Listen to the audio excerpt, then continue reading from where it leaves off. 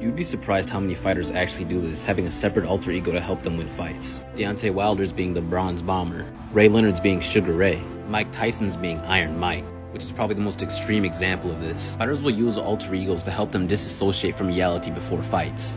Having this separate personality or alter ego allows fighters to remove fears, anxieties, and doubts during fights. Now the problem here arises when the separate alter ego becomes almost a personality of its own and starts wreaking havoc in your life.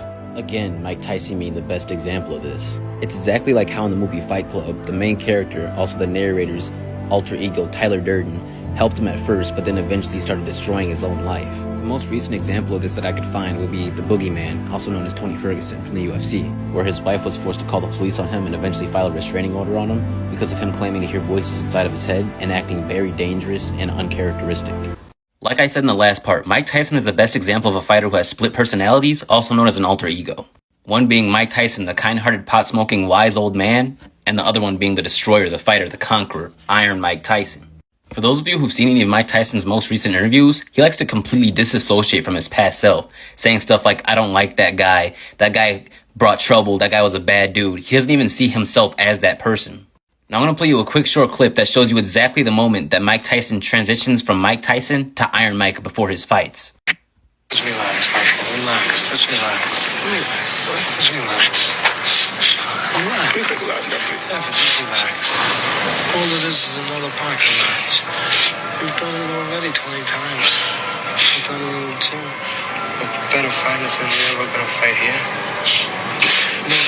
It's always hard, but I mean, you know, you always should have confidence because it always comes out on your side. Let's go get ready for a fight. Come on.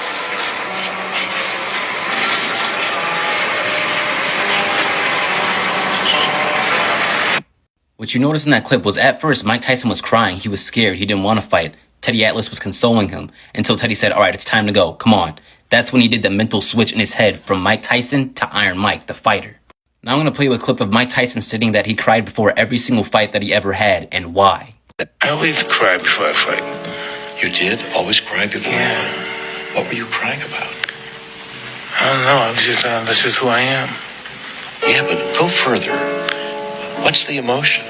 Are you... I'm getting ready to change into somebody I don't like. You're getting ready to change? Yeah. You change into the fighter? Yeah. And you don't like that fighter? Not really. No, not really. Wow. Mike Tyson. That's illuminating. You are the greatest fighter that ever lived. And you didn't like that guy?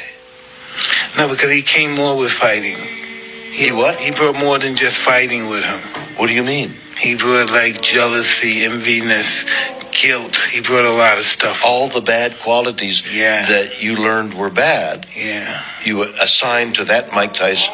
Yeah. That isn't the Mike Tyson I'm talking No, to. not at all. As you can see, Mike Tyson cried before all of his fights because he didn't like the person that he became during those fights. He didn't like that character. He didn't like Iron Mike Tyson. He didn't like the dysfunction that he brought. He didn't like the anger, the hatred, the pain, the envy, the jealousy. He didn't like all those aspects of himself. He didn't like his dark side.